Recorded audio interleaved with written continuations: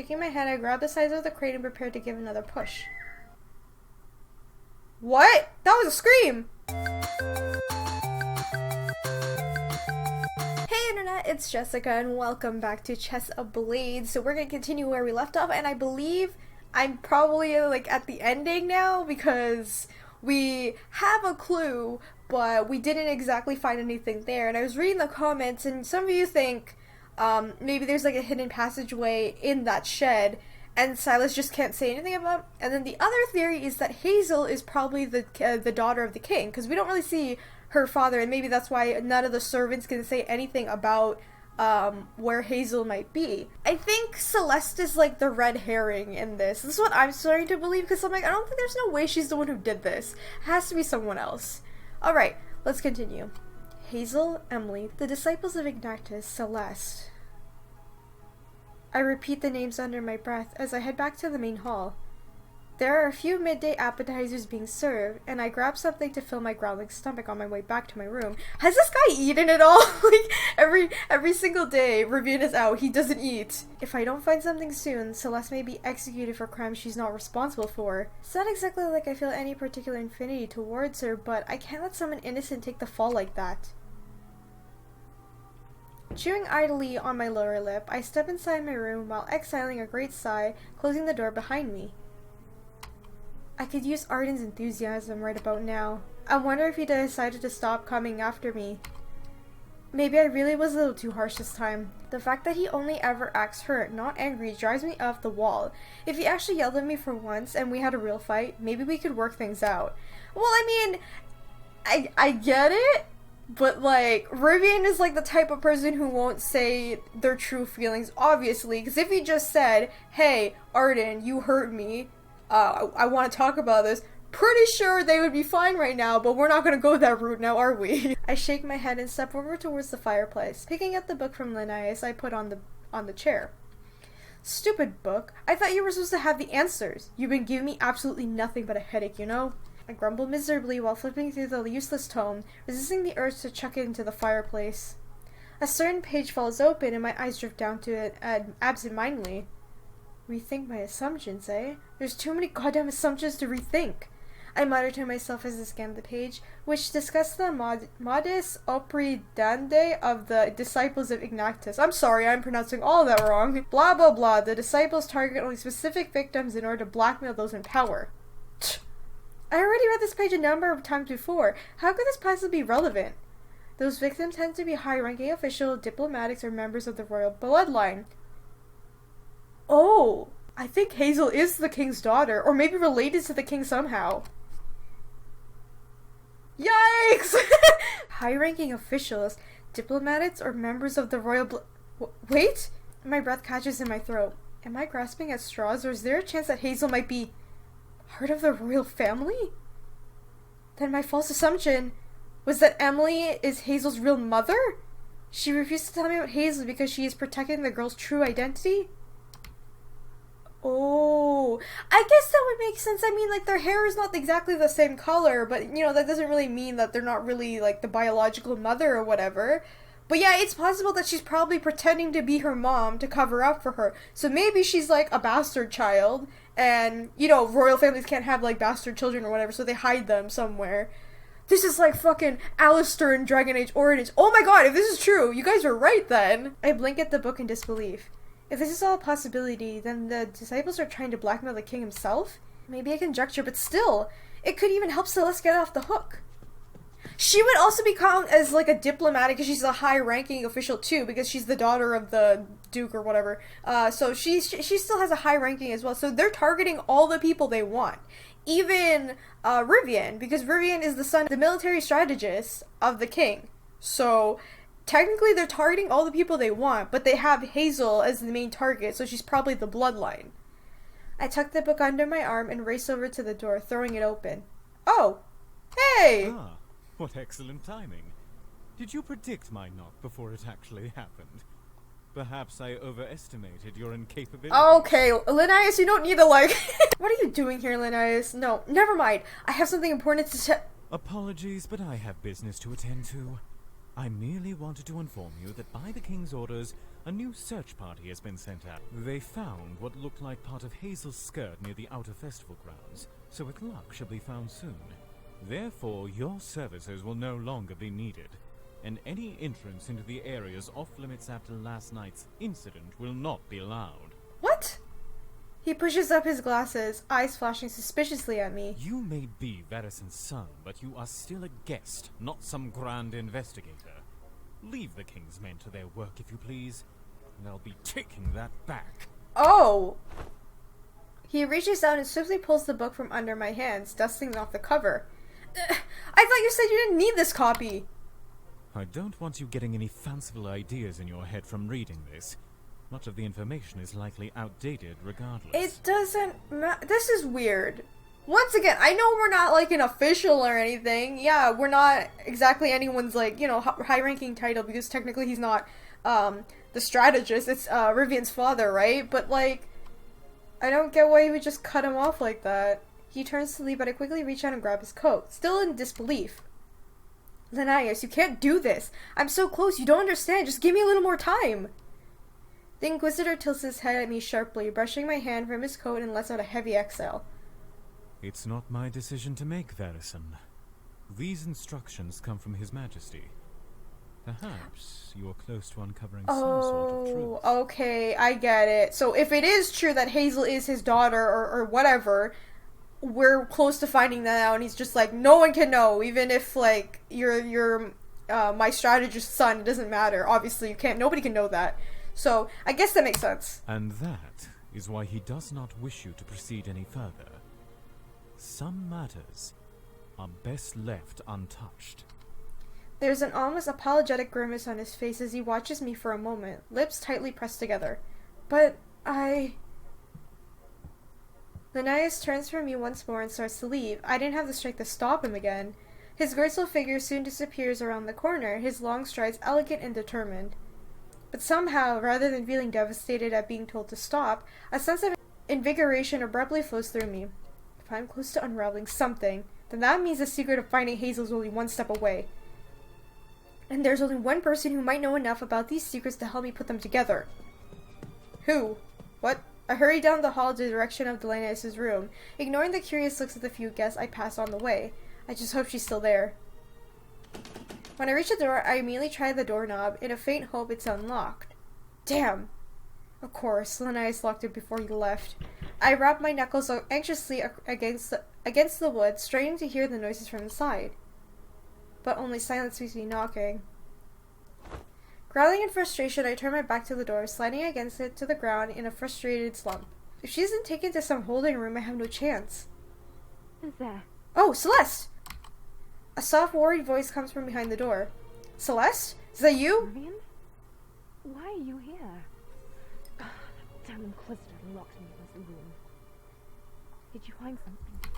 I lean down and press my ear at the crack of the door, my heartbeat racing. I might have just done that. Listen, your father is ambassador. You must know all sorts of secrets from spies you have in your kingdom, right? How rude. Why would you ever say something like that? She's being all ladylike, but it's true, she does know. Listen, Celeste, there's no time to be coy. If I don't find who's behind all of this, both of you and your father may face the penalty of death. An extended, reluctant pause fills the air after my grave words. She has to know the seriousness of the situation. She's certainly no fool. Very well. What do you need to know? About the royal family. Was there anything strange that happened during the current king's reign? The royal family? Well, I only know from what Father's told me, but there's an unconfirmed statement from one of our spies. There was an incident about 10 years ago. 10 years ago! That's about Hazel's age! Oh no. My body tenses. 10 years ago, right around when Hazel was born. Apparently, something to do with the youngest prince's bride.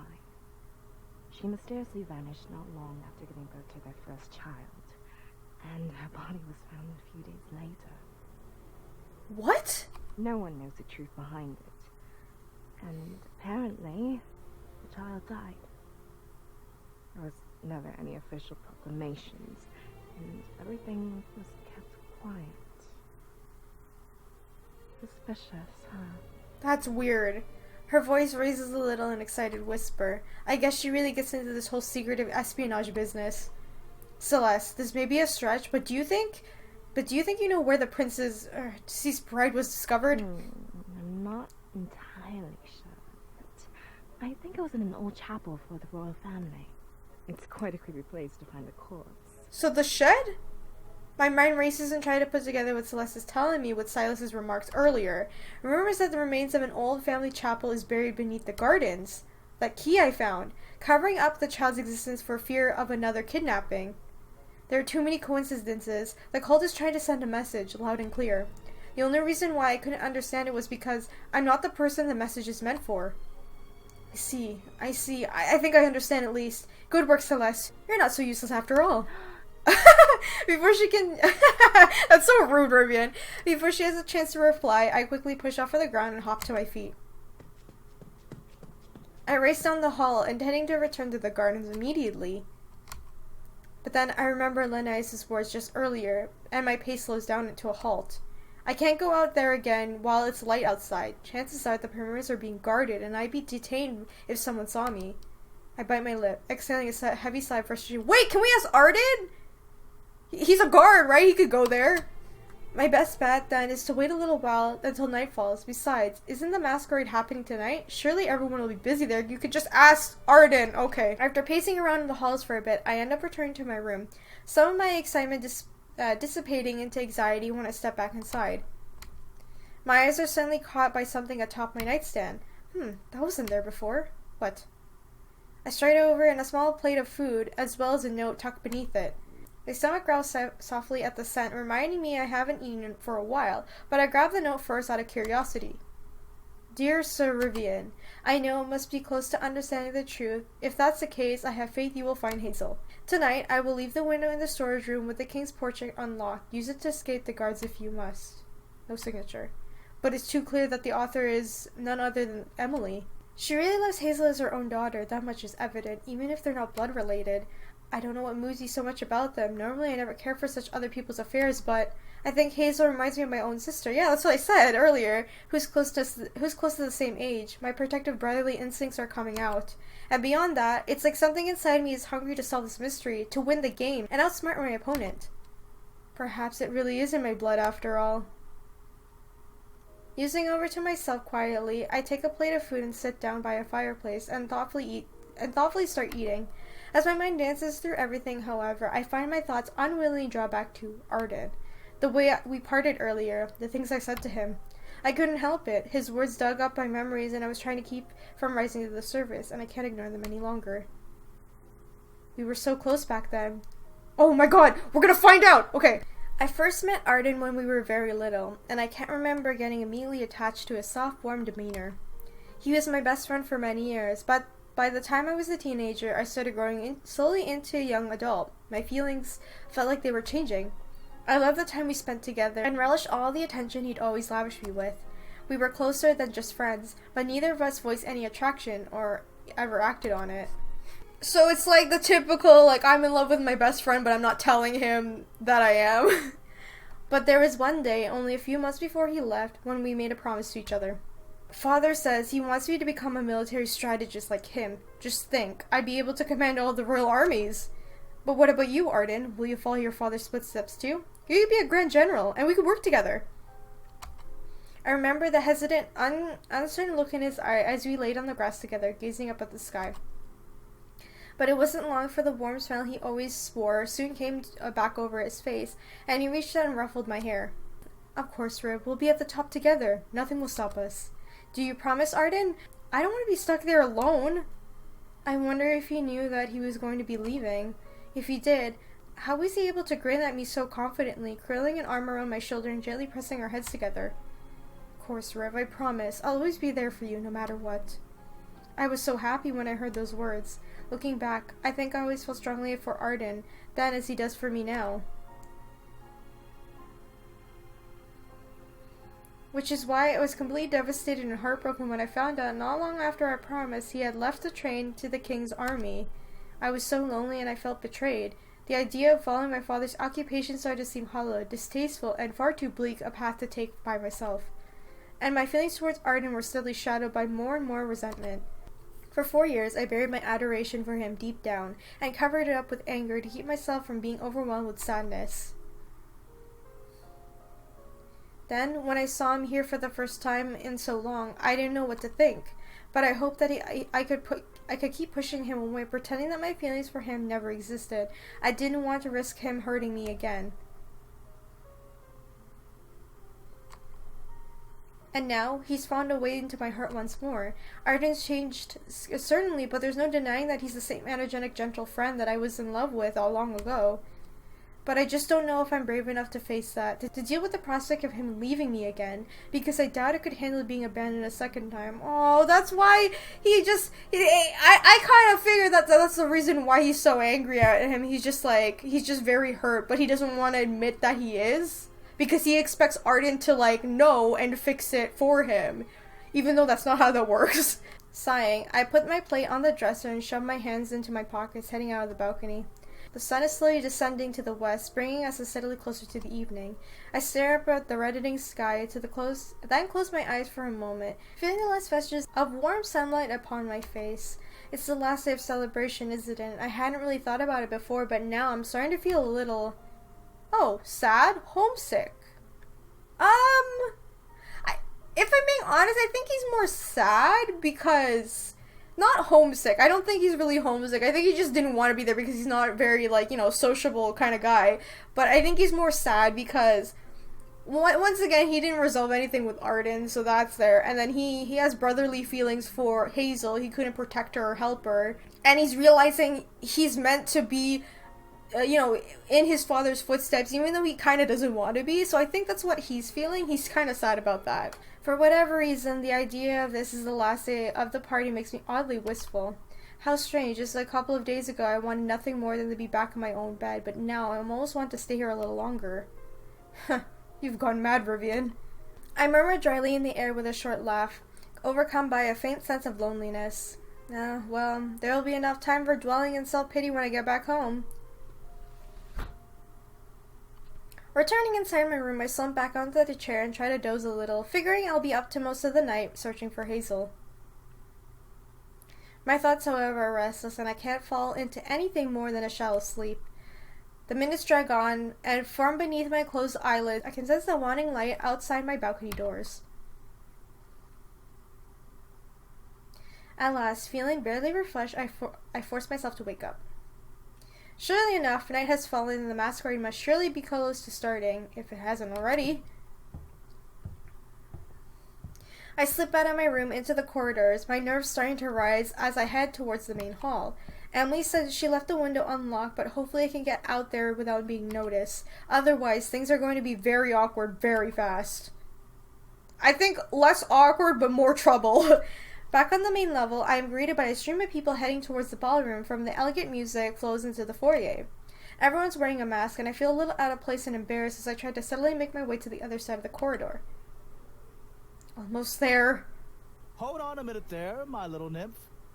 Just what do you think you're doing without a mask? What? Who's this? I whirl around to see a tall, lanky man with fantastical, flamboyant hat approaching me, a stern frown in his features. I forgot mine at home, you see. Very much a tragedy. That just won't do. We simply can't have a lovely youth like yourself attending the ball in such an exposed fashion. Uh-huh. I watch, open-mouthed, as he takes a mask that he was holding in his hand, presumably his own, and tears it deftly in two. After he thrusts one half into my hands, there is nothing much else I can do than take it. Reluctantly, I put the ragged mask on my face, feeling thoughtfully silly about the whole thing, but praying that it's enough to make the man go away. My, how ravishing you look. Well, as the matching piece to my own, it's only natural that you should join me, the valiant Raphael, as my date. How about no? You seem like a nice guy. I mean, you have a nice hat and everything, but no. Tipping his hat to me, the valiant Raphael curls an arm about my own, and before I know it, I'm being pulled away towards the ballroom. Oh, god damn it!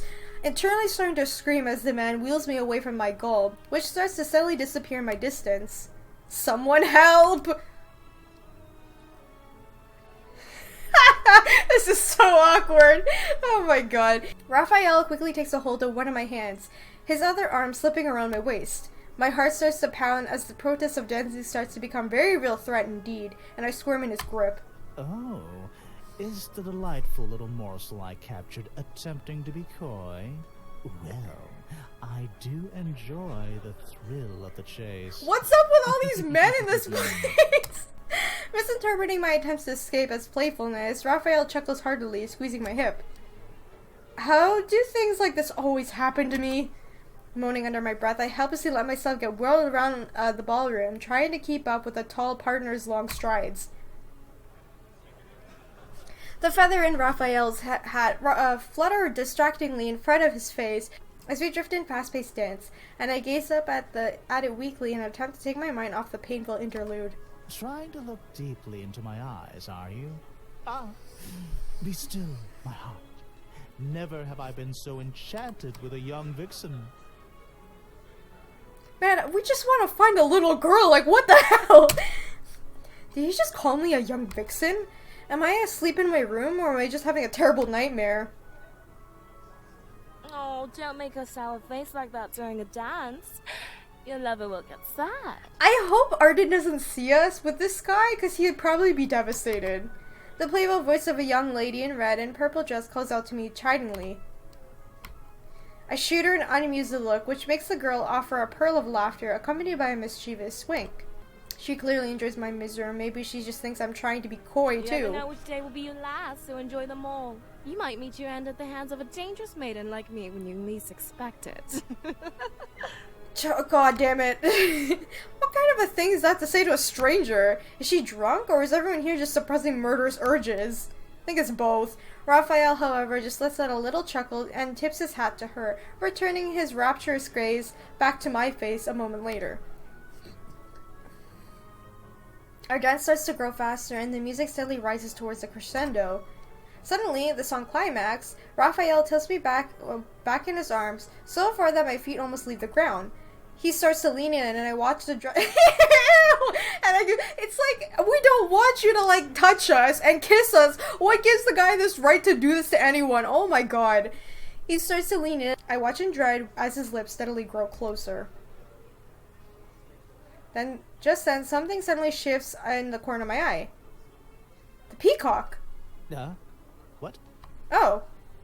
Oh yeah, it is there. I point in disbelief at the feathery bird from earlier, which fluttered through the open window and landed on the ballroom floor with an inquisitive look. And once the guests take note, a commotion of gasps and laughs quickly rise up, and everyone's attention is drawn to that foul fool. Hang on, now's my chance! Wait, my little Banks. Where are you going? Come back! Seizing the moment of distraction, I pull out of Raphael's arm and dash towards the ballroom doors, ignoring his plaintive cries. I tear off the mask and toss it over my shoulder as I make a beeline for the corridor, praying that my behavior doesn't look too suspicious to any guards who might be watching. Really? That's it? We're just gonna... Okay, anyway, somehow I make it to the storage room without any further incident. Bloody peacock saving the day. Still somewhat stunned for the events that just happened, I stumble over to the window, shaking my head. I wasn't gonna believe these stories back home, and I'm not entirely sure I believe them either. Fortunately, I don't have time to wallow in self-pity. I have to reach the shed before Raphael's fellow pops up and starts crooning to me again. When I climb up in the nearby crate, I reach out and try to raise the window. Sure enough, it's unlocked. Good work, Emily. How do we know this is Emily, though? This could be like someone else. Maybe it's Silas. You don't know. It's a relatively short drop to the ground below, and I haul myself up and push my legs over the sill.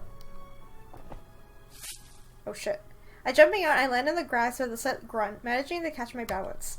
The cool night air immediately revitalizes my dazed mind, and I exhale a deep breath of relief. My heart, however, still races as I quickly scan the area for any lurking guards, standing stock still in case someone sees me. But it seems like there is no one out here. Only a sound of owls and occasionally mourning doves echo in the distance. Still on edge, I make my way through the hedge maze, following the path of Silas that led me earlier. It's a little harder to figure in the dark, but my senses of memory feel sharper now, probably from the tension flowing through me. When I finally reach the storage shed, it seems, however, eerier than before. The guards must have locked it up again because the large padlock glitter in the moonlight, as if it's daring me to open it. I dig a key out of my pocket and hastily unlock the doors, grating my teeth as I pull them back slowly. Oh god. So heavy that bastard Silas must really work out. He's fit. Inside the storage shed is dark, but thanks to this clear sky, the dim light from the moonlight of the stars above me afford me a little vision. Now to find the damn passage. The amount of items cluttering the space here is making the task daunting. That and the idea that I may be caught at any moment is sending chills up my spine. Figuring out there's no time to waste, I start quietly searching behind the crates and along the floorboards, pushing around mounts and miscellanea that look like they haven't been used in years. Dust fly into the air every time I touch anything, and I hold my breath so I don't seize and alert anyone who might be patrolling the gardens. As I move things aside and look around and beneath them, something unusual stands out to me. Some of the equipment doesn't have dust on it. Didn't Silas say that the king and queen don't use this place to store things anymore? The dust must have blown off when the guards were searching here, but the swords and armor and arrows lying around look new, even recently used. If someone was storing things in here, that means they had a key to this place. I muse myself over softly as a sense of unease starts to churn in my stomach. If they still have the key, they could be already here, or heading here at any moment. Damn, we should have brought Art. Like, I know we have quarrels with Arden, but we shouldn't be alone. This is so bad. Because, like, Rivian doesn't really know how to fight. It's not like, you know, he can pick up a sword and, like, kill someone. Swallowing my fears, I start searching at twice my earlier speed, desperately looking for anything remotely resembling a secret entrance. Everything rustles in the wind outside, and suddenly, a call of a bird makes my hair stand on end. Not some brave guard, or knight in shining armor. Damn it all, I'm just a noble putting on the bravest face to find the missing little girl. As I start trying to move a particularly huge crate as quietly as possible, I suddenly freeze. Did I hear something just now? Not sure, not. Oh, damn birds. Shaking my head, I grab the sides of the crate and prepare to give another push. What? That was a scream! Was that a scream? Are there really ghosts? Come on, Rivian, pull yourself together. It's not ghosts. That means it has to be Hazel! My arms darted around frantically and searched for the sound and source. It was far off and muffled. I could hardly tell where it came from, but I think the giant crate over there, the one that I didn't try to push because it was too huge. I dashed over to the crate and started feeling over its surface. I'm not sure, but I think there's a chance that... You there, what are you doing here? The gardens are off limits currently to guests. Oh wow, it's a, oh god. Almost jumping out of my skin, I whirl around to see a guard standing in the shed entrance, accusingly pointing a finger at me. You see, well, I'm just getting some, you know, stored equipment. That's enough, sir. I'm going to have to ask you to come with me back to the castle. Damn it! He takes a step towards me, and I glimpse at the sheathed blade on his hip. This is bad. No, you see, I think I just found where the maid's missing daughter is. She has to be... Sir, no one but the authorized guardsman can conduct an investigation. Come quietly with me, and we'll have no issue. The guard starts to approach, one hand close on his sword and the other reaching towards me. Shit!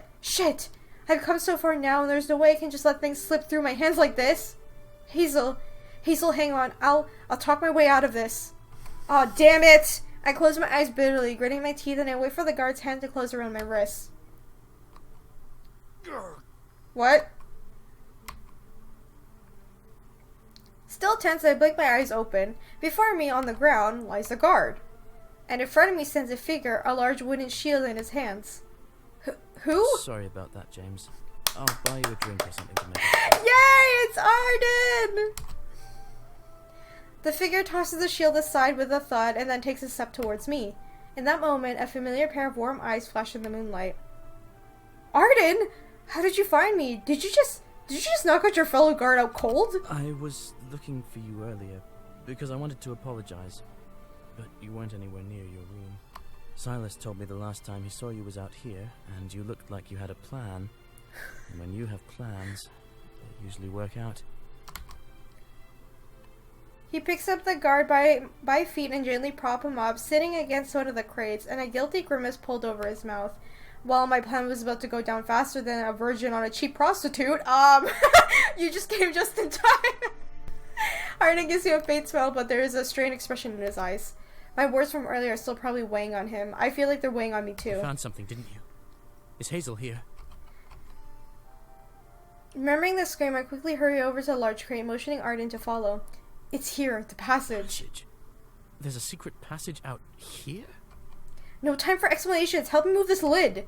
Together with a bewildered Arden's strength, we managed to push the huge crate, heavy lid off it to one side.